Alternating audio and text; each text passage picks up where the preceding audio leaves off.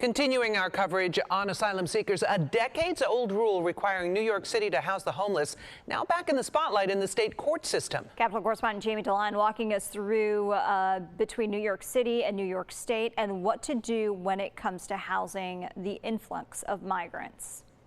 The right to shelter legal battle continues. This is going to come down to a very sophisticated constitutional question.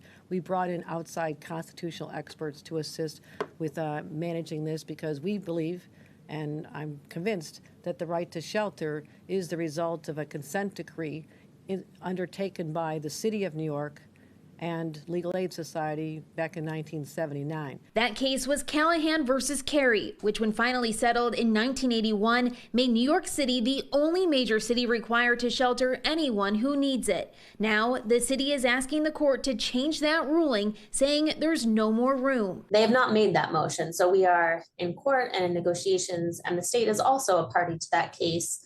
And again, the case hinged on Article 17 of the New York State Constitution, which guarantees the right to aid and care for the needy. On Thursday, the governor said the right to shelter doesn't expand to all of New York. The Legal Aid Society wants the governor to take a stronger role in overriding local executive orders to force counties to accept migrants. The state has been stepping up in different areas, but there has to be a process to engage the local communities first and to let people know there's going to be support services for these individuals. So that's the genesis of it. While the process plays out, the state has new representation.